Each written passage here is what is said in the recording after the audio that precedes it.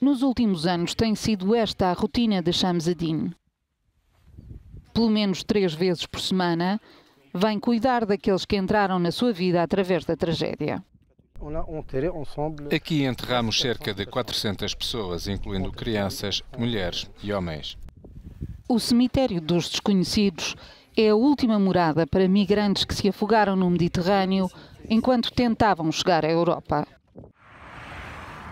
Corpos que deram à costa num raio de poucos quilómetros à volta de Zarzis, no sul da Tunísia. Ao organizar os funerais e cuidar das sepulturas, Shamseddine espera providenciar na morte a dignidade que, muito provavelmente, estas pessoas não tiveram em vida. Cada um destes corpos tem uma história e um desejo, o sonho de uma outra vida. Os filhos de Shamseddine também sonharam com outra vida. 2 embarcaram recentemente para a Europa, mais 2 migrantes a engrossar a coluna dos clandestinos.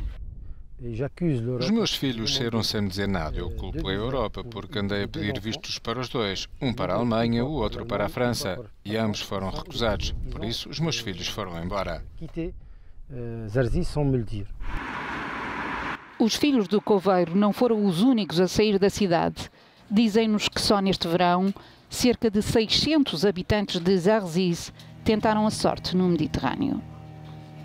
Ao longo da costa, as carcaças dos barcos abandonados e naufragados pouco fazem para dissuadir os que veem na partida a única opção. Aqueles que escolhem atravessar estas águas estão muitas vezes conscientes dos riscos que enfrentam. Eles ouvem as histórias e veem os corpos devolvidos pelo mar Mediterrâneo. Mas muitos, aqui em Zarzis e no resto da Tunísia, dizem que preferem o risco de morrer do que continuar a viver sem esperança. A vida é cada vez mais difícil na Tunísia. A maior parte dos jovens estão perdidos e querem partir. Adel fala de uma catástrofe, mas não para descrever o dia em que perdeu um grupo de amigos que se afogaram quando a embarcação em que viajavam se afundou. Usa o termo para descrever o atual contexto económico e social para os tunisinos com menos de 35 anos e que representam 60% da população. Mais de 1/3 não tem trabalho, mas com a inflação na casa dos 8%, sonhar é difícil, até para quem, como Adel, tem emprego. Isso faz-me rir. Porquê? Porque na Tunísia não existe isso de sonhar. O nosso sonho é ter uma casa, e isso devia ser um direito. Construir uma família feliz, e isso também devia ser um direito. Casar e ter filhos e ter uma casa. Os nossos sonhos são muito básicos na Tunísia. E estes sonhos fazem-nos rir.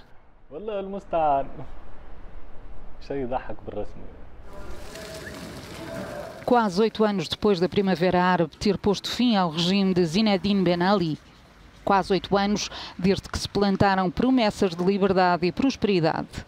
Sementes que tardam em florescer.